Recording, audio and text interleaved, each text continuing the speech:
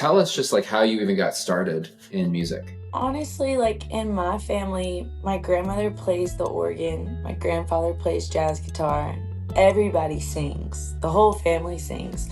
So in my family, you were kind of weird if you didn't sing. So it was kind of just one of those things I don't remember ever learning. It was just something that I remember always getting thrown a mic from being a little girl in church. Yeah. I'm really a church kid. I always say like I'm more of a church kid than I consider myself a vocalist. I grew Yeah. up in church and I grew up in a family where you didn't really have a choice. You got tossed the mic and make it work. And Yeah. I my first solo was Kurt Carr. I grew up on like really cool gospel music, and those were Wow. my introductions to a lot of worship stuff. And yeah, my family comes from the UPC Pentecostal background. And so it really is like everybody sings. And so that's how I started. And I loved church from a little girl. I loved the local church. I found it to be a very safe place for me, and also the place where I fell in love with music. And so I never really loved singing outside of church. I just really loved leading worship in church. It was where I felt most Yeah. comfortable. And so that was my start. Just honestly, singing in church, singing with my family. My Yeah. dad's a gospel singer, so traveling, watching him sing, it's just really all I've ever known. Isn't that Yeah. great? It's so interesting. It seems like a lot of musicians and artists were Yeah. PKs. Like they I grew up know. in the church, they grew up around music. They probably were thrown a guitar at some point or a solo, It's sing for the true. offering. I think because when you're a PK, you kind of like are the hired praise and worship leader, but not paid. You just Yeah, do it. totally. It's just a very Yeah. natural thing. Like there's little to no stage fright because you're up there a lot. That was what was kind of funny. Like even when we tried to like start recording music, is we kept trying to put me in a studio, Mm, and it was not working. yeah. There was this disconnect every time I would go into a studio. And so even with like the last bit of music that we recorded, we were like, I need people in a room. Like, cause Yeah. that is just what I'm used to and how I grew up. And where most people would be like polar opposite, they're like, please don't put me in a room in front of people. That's just Yeah. like most comfortable to me. And it is probably pastor's kid thing. Cause you really kind of become like a jack of all trades. I feel like I've done everything that you can possibly think of in church just to Yeah. fill in the It's gaps. amazing your family's still in ministry and then you are as Yeah. well. There was an era when it seemed like PKs were just like dropping like flies and they weren't sticking with the church. And I feel like that it's shifting Yeah. for some reason. I don't know why. It just seems like a lot of the PKs I talk to now are actually like all in. Like there's not like this, cynicism towards the church. It's like they're like full in on ministry. I feel like a lot of people have had a lot to say about my generation specifically. I'm like right on the edge. I think I'm the oldest of Gen Z, but I'm like just quite didn't make the cut for millennial. I just think we've gotten a bad rep of like not wanting a move of God or church or Holy Spirit, like all those things. If I think about the conversations that I've had with my friends and stuff like that, I Hmm. think that there is this sense of we do want it, but we really want something real. And I think that Hmm. that is the disconnect. I think it's like, no, we do want a move of God. We do want to see churches full, but we want something that's real. And we can't do the fake anymore. Like we Yeah. can't do the Yeah. hosting people and not hosting his presence. Like I think that there really is a group of people, and I think that they're close to my age, that we're just in that season where I feel like I want to see what my grandparents saw in church. Yeah. Or like Yeah. why did the people in the old revivals see like these miracles happen? Like Hmm. people like raised from the dead, like all these crazy miracles. And I feel like I'm certainly at a point where I'm like, okay, what is our generation doing that's making us not see as many miracles? Like, I think we just really want something real. We don't want to just go to church for, you Yeah. know, worship and 3 points. We want like a real move of God. We want to experience what our grandparents saw. And so I think that that's been like a conversation that we've talked a lot about just amongst my friends and different worship leaders and things like that. And so I think it's like trying to get back to that. I love that. And I really hope that does happen. And I think it is. I think it Yeah. is happening. I think about what Yeah. Gen Z is bringing to the church and music. I feel like it's so fun. It feels Yeah. more lighthearted. It feels more free. It feels more just like happy, I guess. Yeah. Yeah. Yeah. Which, like, the joy of the Lord. You know what I mean? Like, there was this Mhm. whole like generation in this era of worship leaders who was like Yeah. they were all about lament. Like everything was just lament. Sure. Yeah. And there is a place for lament, but it felt like too much lament. And Sure. there's something about the Gen Z, like I'm just thinking about like the music that's coming out, like Forrest Frank type stuff, or Yeah. it's just happier, more of like a fun play on Yeah. what it means to be Christian. And I think that's awesome. I think we need more of that. How would you say Yeah. like Gen Z is changing the church and worship? Like, are you seeing anything interesting? I totally agree. And I think that we are like trying to show it in a practical way. Like I think Forrest Frank is like such a great example. Even like I don't know if you've seen all the stuff where he like broke his back, but like Yeah, miraculously like God just healed him. Like all right. these things, but I feel like he shows it in a way that is not scary. Hmm. Like it's like Right. this joyful thing that you're talking about and this very normal thing where somebody who's not a Christian, I feel like could see his page and be like, oh, this is cool. Wow, is this real? Like, but it's not this scary, heavy thing. Heavy. It's like Yeah.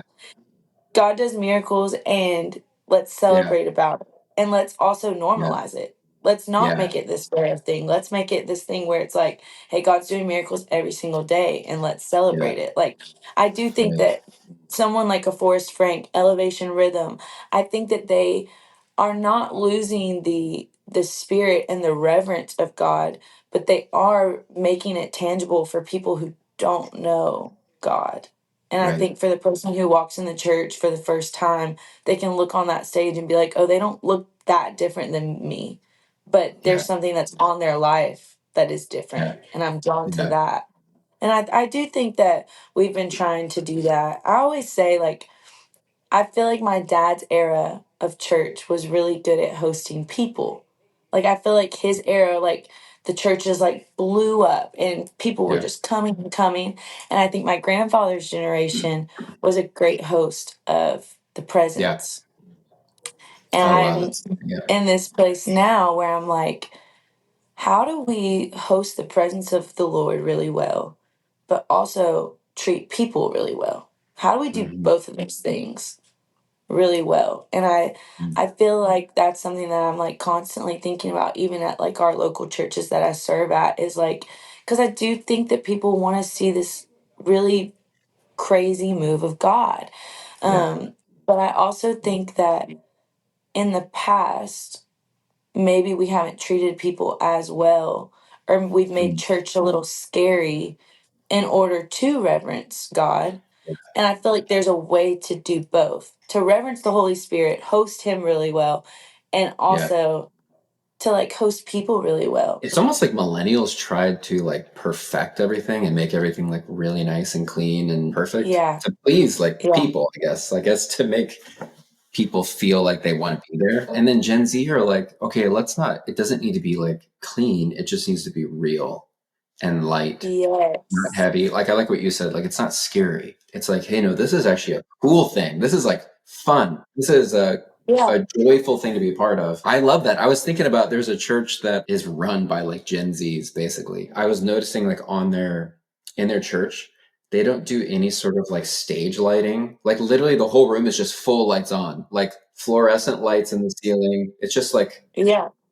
and there's no stage lighting. This church is like blowing up. And it's so it's like doesn't Wow. look, what we would have said like was like the show like looked cool and Yeah, professional. yeah. It doesn't, it's not that way at all. It's just full lights on, everybody together and That's feels cool. very real. And to me, it reminds me of when I was, a kid in the early 90s with my parents' church, the Vineyard, And it was very Oh, much wow. like that. We were not being cool at all. Like we were just set up in like a school gym, full lights on, but people worshiping their faces off. There was just a Wow. realness, like a sweetness to it that was just it just felt real. It's just like, hey, we're just being together. We're not there's not a show, there's no like pretension here. Totally. Yeah. It reminds me of like my youth group days. I mean, I think Yeah. we had youth group in a storage shed and it was like acoustic guitar and a cajon and three Yeah. singers that probably couldn't sing at all. But it was like those are the moments that I really remember being like wrecked by the presence of God for the first time Yeah. in my life because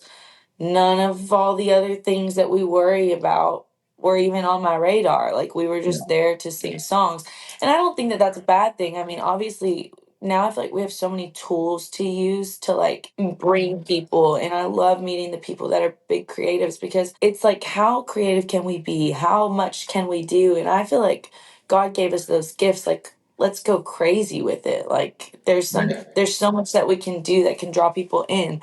But there is that thing where there was just a simplicity to when I was younger that I do really remember experiencing the presence of the Lord in those small rooms, like Yeah. with 20 Totally. youth just singing He Loves Us for 30 minutes because it's all we knew, you know? So as a songwriter, have you noticed like over the past like, decade or so, are songs changing?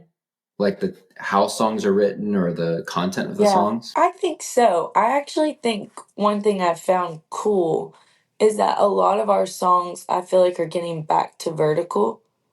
And I think for a while we did do a lot of storytelling, testimonial songs, songs of lament, which I'll be the first to say some of those are my favorites because I Yeah. am like a testimony girl. Like first thing I yell, I feel like when I'm worshiping is I remember. Like I love songs like that. But I Yeah. have noticed lately when I'm choosing songs, there are a lot of things about singing about what the angels are singing and calling him holy and you know singing about his worthiness and what it will be like when we get to heaven. I think I keep finding songs like that. Who else is worthy? Holy forever. No one like the Lord. Like there's all these really big songs that are Yeah. just very reverent and vertical. Like there's no one like you. You're holy. We want to sing what the heavens sing. And I do think there's something to that. I feel like songwriters are finding that those songs even as a worship leader, I think we can have a set of songs. And once I start singing that he's holy, the room shifts. Like It something does. breaks in the room every single time. And so I do think that there is something specifically for worship songs Yeah. about when you start just singing about the holiness of God, something it changes in the atmosphere. I totally agree. I was on staff at a church where we had like a 1 through 5 system where like there were like the first song was like, the it's like the opener, it's like the gathering Come song. on. And then as you Yes. go down this journey, so then you get to like the 3, and that's like a testimonial song. Now that we're together, let's talk about what the Lord has done for us. And then you get to 5 at the end. The destination, the main goal of the worship set is to get people to this point of just vertical, where there's Right. no I's or me's or we's in the song, that it's only like you. Yeah. Because that's when it happens. That's like and that's the Every single destination, time. and that's also the eternal destination too. Like that's where we're going to be in heaven. I do love that there's more vertical songs being written. I really think so. We keep having these writing camps, and it's so funny because we've now got with our team out here in California. I think we have 3 songs that have the title Revelation in it. And I'm like, we Wow. gotta figure out a new title, but we just Yeah. keep talking about like the heavens and what the angels are singing and his holiness. And I'm like, there's something on that right now. Like there Yeah, just there is. is. End times? I don't know. Like, does that mean it's the end of the world coming soon? I don't know. Hey, we're one day closer than we were yesterday. That's all we know. As we're talking about Gen Z, the millennials, all the people, I guess what I'm Yeah. wondering is like, how do we include boomers all the way through Gen Zers in our worship at church? I feel like you have to meet them where they are. It goes back to that realness piece that I keep saying. I always tell worship leaders that the first thing you can do to try to compel people to worship is ask them to join in. But the second thing, if that doesn't work, is I feel like you can compel them to worship by inspiring them with how much you love the Lord. And so Yeah. I do think there is a moment as a worship leader where you kind of make the decision, okay, if I'm not necessarily getting them to come with me, I Yeah. have the choice right now to just actually be a worshiper and actually love on the Lord and do something that's really real in front of all these people. And hopefully, the way that I love the Lord inspires people to love Him that way.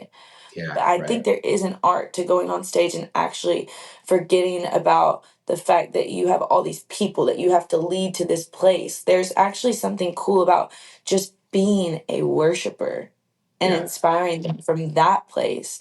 And I think that it goes back to that real piece. It's something about just being real with people and having like a real authentic relationship with the Lord. I remember being younger, seeing Stephanie Gretzinger break down and just sob and worship.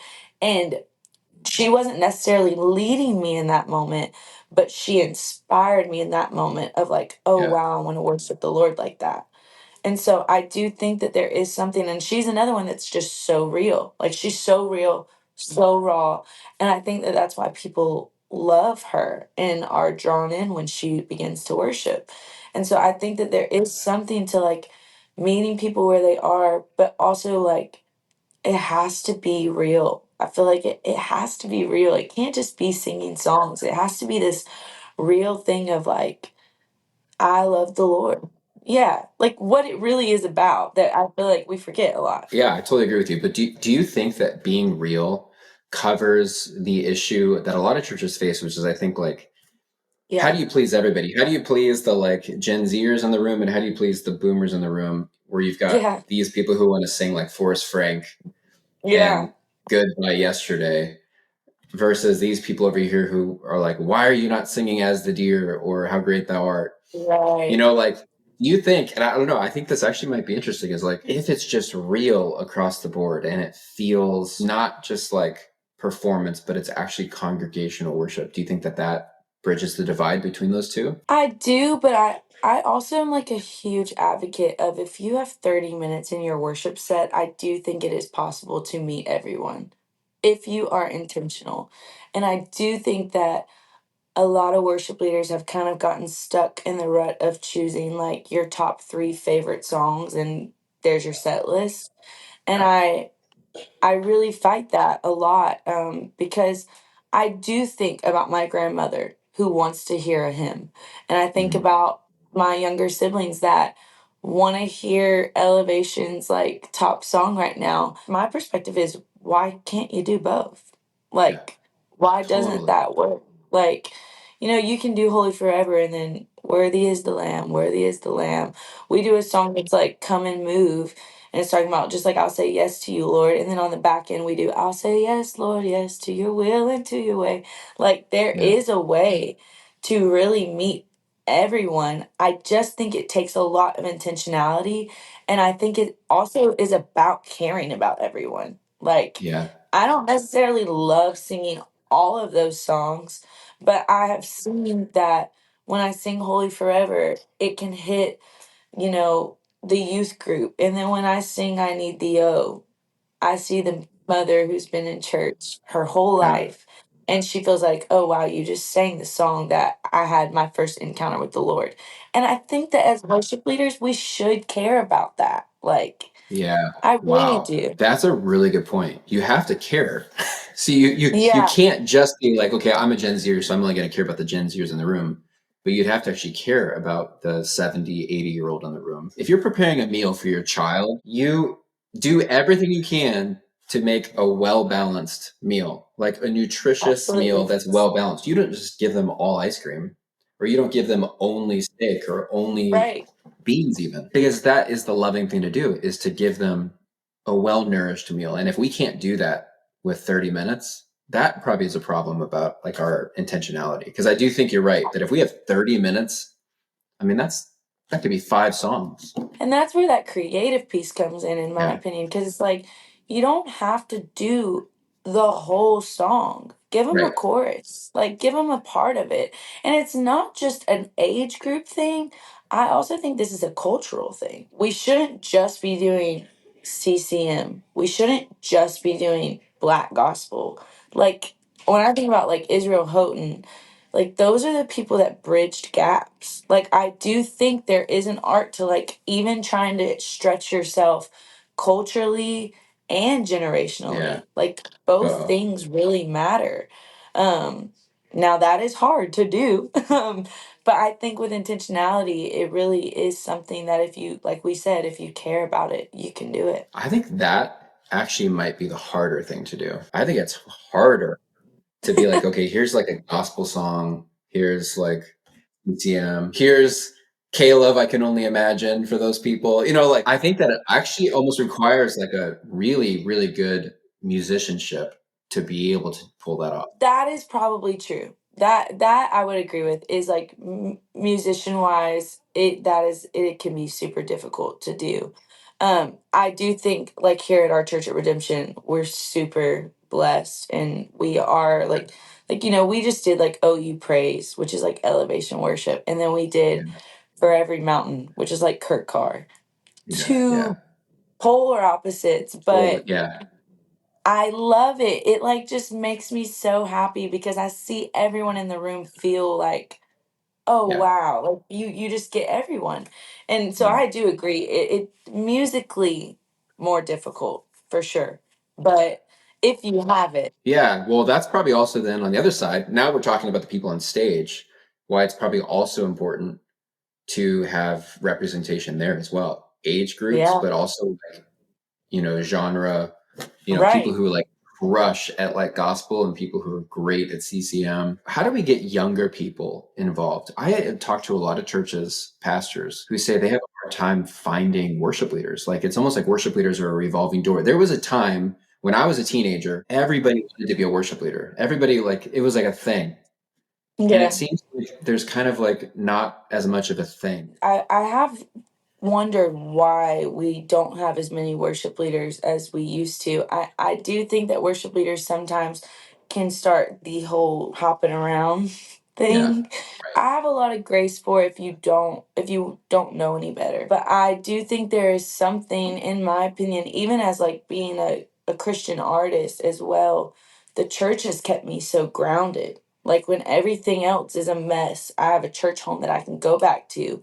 pastors that cover me, and like a congregation that has seen me and knows me. That you can't, like I feel like I could never take that for granted because Yeah. that has Right. become my safe place. But I do think that a lot of worship leaders, if you don't know the safety of that, I think that you can start getting into the habit of going from one to the Yeah. other and Right. never really planting. And Yeah. I think that planting can be scary because you are trusting people to cover you and you are saying, "Hey, I'm going to like stick this out with you." But I think that if more people saw the safety that comes with it, they would be more drawn to it. And the fruit. If you don't plant, you never see the fruit. Yeah, even here being at Redemption, like when I first started, I lost my job in COVID. Like, I didn't know what Yeah. I was going to do. It's been 4 years, and now, like, I'm nominated for my first Dove, which, like, Yeah. whatever. It's not about accolades, but it's like, wow, God really does bless, like, when you plant and you're consistent and you serve the church and you serve under pastors and you allow people to speak into your life, you allow people to correct you. Like, I have just learned that there is a blessing to that. Yeah. And so I'm finally like on the side of it where I really am getting to see the blessings of it. And that's been really, really special. And I do think that if we talked about it more, I think it would draw more worship leaders to like be like, okay, you know what? I want to lock in. I want to like really Yeah. plant and do this. But I don't know if it's something that we necessarily talk about a lot. We also have a big like conference that we just did here at the church called Transfer, and it was Mm. about like bridging generations. And we did this podcast where we kind of talked with our pastor and us, and it ended up being this really beautiful moment where we were talking about discipleship. I think it just like, I don't know, I just had this moment where I have a great dad, but I have a lot of friends, a lot of them didn't have dads in their home. And so we were having this conversation with our pastor in front of everyone. And we just started talking about how I think there is a generation that wants to be discipled and does want to be fathered, but we don't necessarily know how to because we didn't grow up with fathers in our homes. I think some older pastors have viewed us of kind of like, y'all don't want this. Y'all don't want Mm, authority figures. You don't want fathership. You don't want discipleship. But I think the truth is that we really just don't know how to respond to it in a healthy way because a lot of us haven't had it. And mm, so there was like this really cool moment at our conference of reconciliation between two generations. And mm. I think that that is going to help really, like, if what happened here at our church starts happening in other places, I really do believe that you will see more young people come to the Lord, because I think that Yeah, young people want to be fathered, they want to be mothered, they want discipleship, they want to be led. But I yeah, think that we haven't had enough healthy examples of it.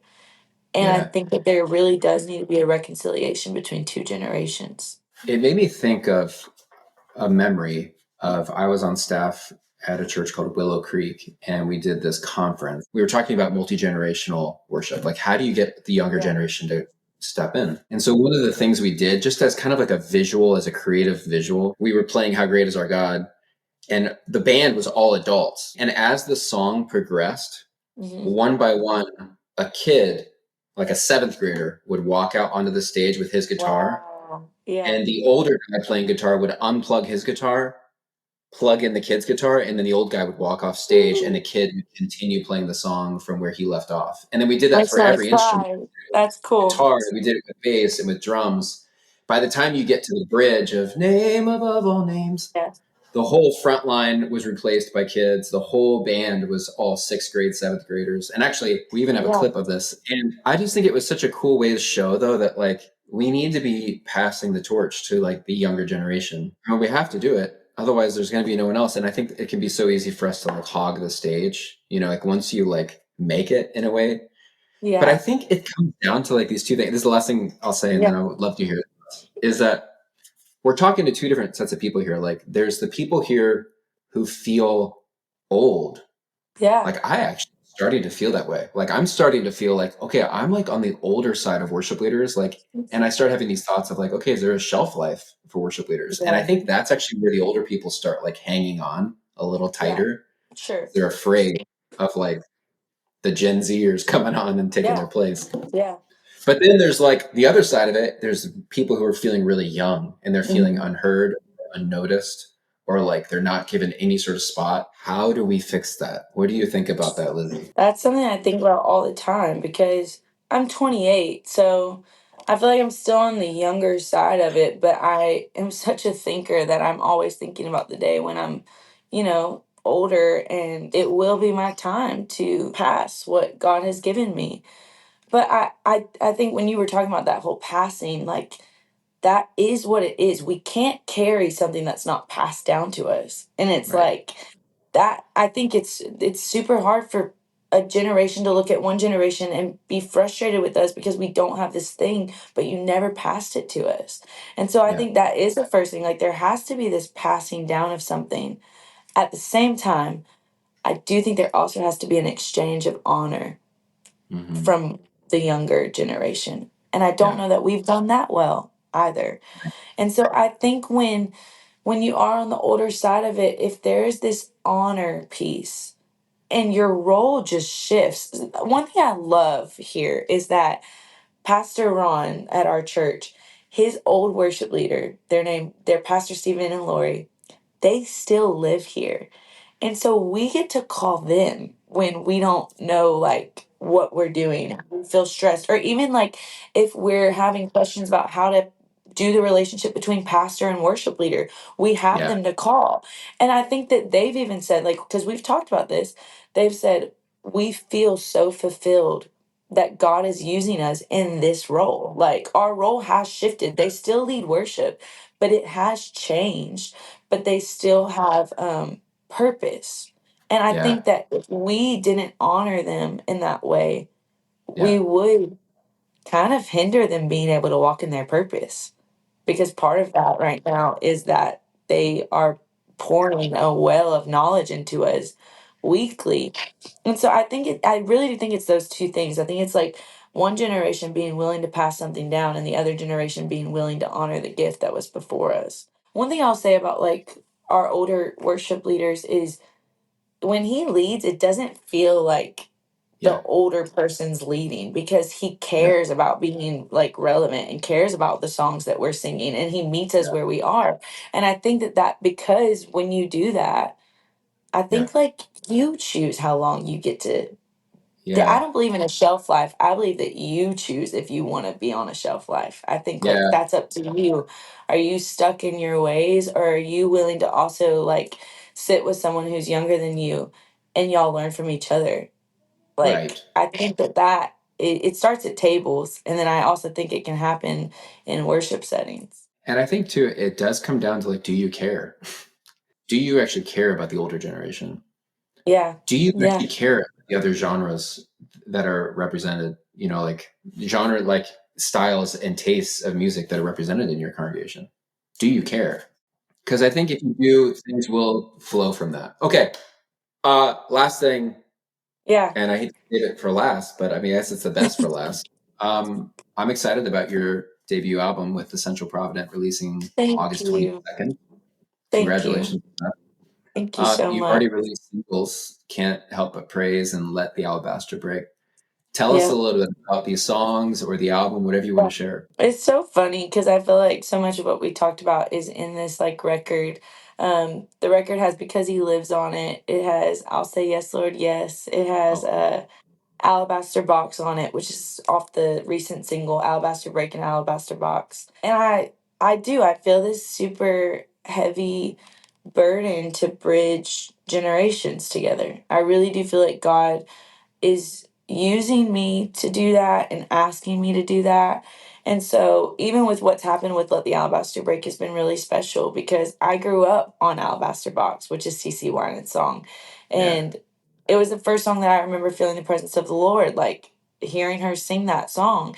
And so, we put it on the back end of, the single and just seeing people love both, love something new and love something that's nostalgic and yeah, older has been really, really special. And so this yeah. record means a lot to me. It's a live worship record. It's where I'm the most comfortable. It really is.